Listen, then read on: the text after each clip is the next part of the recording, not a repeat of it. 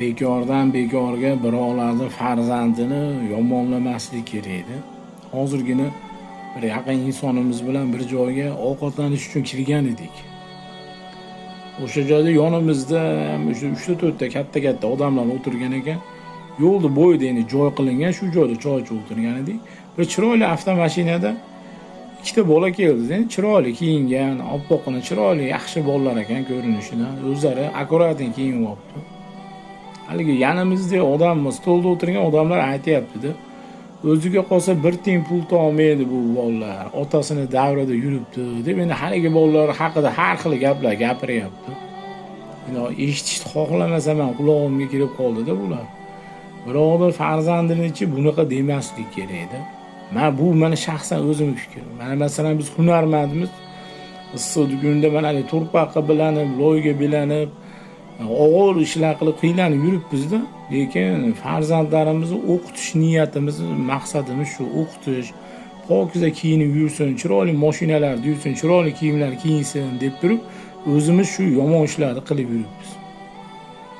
Men nima demoqchiman, endi o'shalarning ham otalari vaqtida qiylangan paytda shu niyat qilgan bo'lsa kerak edi. Biz bunaqa yomon ishlar qilib yuribmiz, qora loyga botib yuribmiz, yo'qsa qora moyga botib yuribmiz. Shu farzandlarimizni Xudo xohlasa katta bo'lganda chiroyli kiyintirib, shu chiroyli mashinalarda yurishini xohlayman deb otasi, enasi bir qattiq ishlagan endi o'shalarni ham. O'shalar haqida har xil gap gapirilyapti. Shaxsan men o'zim ham hunarmandman, mana birovlarning uyida ishlab yuramiz. Oftoblarda qiylanib, og'ir ishlarni qilib yuramiz. Bolalarimni menga o'xshab yurishini xohlamayman-da. Har bir inson xohlamaydi. Har bir qiylangan inson bolalarini qiylanishini xohlamaydi. Shaxsan men ham xohlamayman. Bolalarimni inshaalloh Xudo xolisa o'qitaman, chiroyli kiyintiraman, chiroyli mashina olib beraman deb shunaqa niyat qilib yuramiz. O'shaqa bolalar ham o'sha haligi o'ziga qolsa bir tiyin topmaydi deyapti. O'sha bolalar ham masalan shunaqa bir ota-enani farzandlari-da. Endi bu yog'i u bolalarda o'ziga havola. Ota-ena baribir bo'ynidagi vazifasini qilish kerak. O'zi qiylandimi, masalan, farzandlarni qiylanmasligini xohlaydi. Hammada bir xil shu niyat. Bunaqa bolalarning ustidan har xil gap gapirmaslik kerak. Uni o'rniga niyat qilib qo'ying.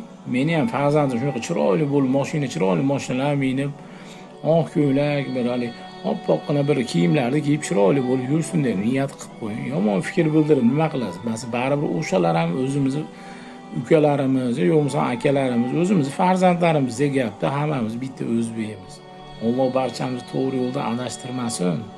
E'tibor uchun rahmat.